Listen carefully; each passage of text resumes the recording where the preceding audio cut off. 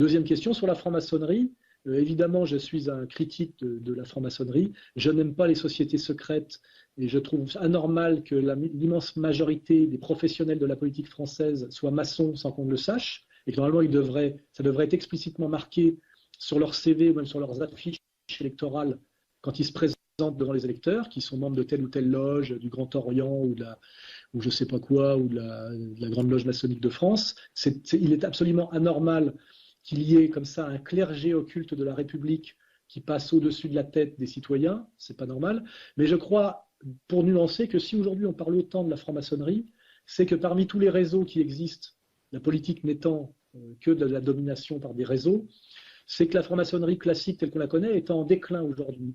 Je pense aujourd'hui qu'on montre du doigt la franc-maçonnerie comme on peut montrer à un certain moment la mafia, parce que ce sont des réseaux déclinants. Je pense qu'aujourd'hui, il y a des réseaux bien plus puissants que les maçonneries traditionnelles, et qui sont notamment justement des réseaux mondialistes de type Bilderberger, de type trilatéral, enfin vous connaissez tout ça, les gens qui sont sur la toile connaissent bien, et que si aujourd'hui les médias nous jettent un peu les maçons en pâture, c'est que ce sont des réseaux qui correspondaient à une domination plutôt franco-française de type 3e, 4e République, mais qui sont en perte de vitesse. Et que c'est parce que ces réseaux de domination occulte sont en perte de vitesse qu'on nous les jette un peu en pâture aujourd'hui et qu'on joue la carte de la transparence. Je pense qu'on nous montre les réseaux de domination jouent la carte de la transparence quand ils sont en perte de vitesse et qu'ils se cassent la gueule.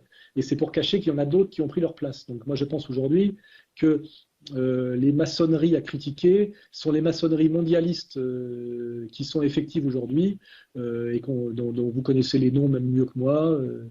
Trilatéral, Bilderberg, là, CFR, je sais pas, il y en a un certain paquet, qui font d'ailleurs, qui sont les maçonneries actuelles. Et pour en être un peu plus théorique, je crois effectivement qu'en politique, on nous parle des idéologies, le combat d'idées, on nous montre comment dirais-je, des personnages politiques. Ce qui est systématiquement occulté et ce à quoi les citoyens n'ont pas accès et souvent n'ont pas conscience, c'est la puissance des réseaux. Je pense que la politique, ce sont les réseaux.